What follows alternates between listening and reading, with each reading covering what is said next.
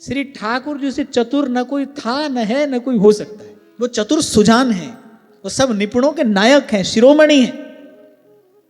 अंततः जो चाहते हैं वही होता है। भक्त न मान रहा हो उनकी बात तो उसके तन मन की गति सब बदल देते हैं। श्री रामानुजाचार्य भगवान ने जब जगन्नाथपुरी में जाकर जब देखा कि पंडित लोग ठीक प्रकार से पूजा सेवा नहीं कर रहे हैं, तो उन्होंने कहा कि इससे तो वैदिक मर्यादा की हानि होगी, तो कहा इन सबको हटाओ। अब वो सब बेचारे रोए बिलबिलाए, और जगन्नाथ तो करुणा अवतार हैं। अब भगवान के सामने जाकर रोए, बोले प्रभु अब हम जैसे भी हैं आपके ही हैं।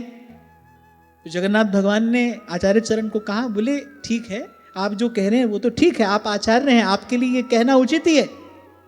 पर भगवान ने कहा भाई अब हमने इन सबको स्वीकार कर लिया है,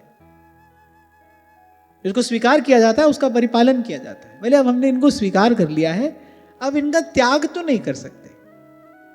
और शरणागत कहूं जे तजहि निज अनहित अनुमान। हाँ आपकी बात ठीक है, ये ठीक प्रकार से सेवा पूजा नहीं करते, पर अपनी हानि देखकर हम इनका त्याग कर दें, बोले तो उचित नहीं है। पर आचार्य चरण तो हट पर ही अड़ गए, बोले नहीं इनको तो हटाना ही पड़ेगा। डांट दिया, भगवान को डांट दिया। बोले आचार्य हम हैं कि तुम हो, तो सेवा पूजा कैसे होगी, बोले ये सब देखना हमारा काम है। बोले आप इसमें बोल नहीं सकते, आप मौन रहिए। आपकी सेवा पूजा की व्यवस्था करना यही तो हमारा दायित्व है। आप हमसे अपना दायित्व छोड़ने को कह रहे हैं, आप हमसे अधर्म करने को कह रहे हैं।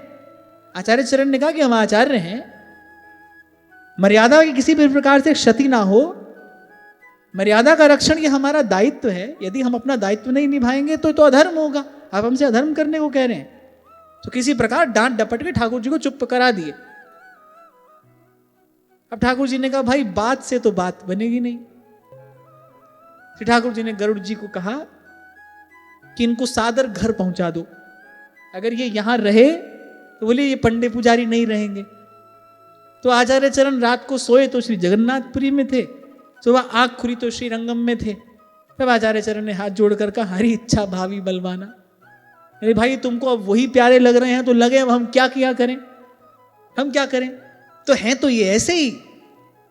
महाप्रभु जी ने उचित ही कहा, बोले जो इनकी आराधना करते हैं उनको कोटि कोटि वरदान देकर ये अपना पीछा छुड़ा लेते हैं। इसलिए भक्त इस विषय में बड़े सावधान रहते हैं। अरे बोले कहीं से भी मांग जांच कर खा लेंगे, तुमसे नहीं लेंगे। मधुकरी करके पाएंगे, तुमसे नहीं लेंगे, तुमसे तो तुम ही को लेंगे। तुम जाने क्या देकर अपना पीछा छुड़ा लो।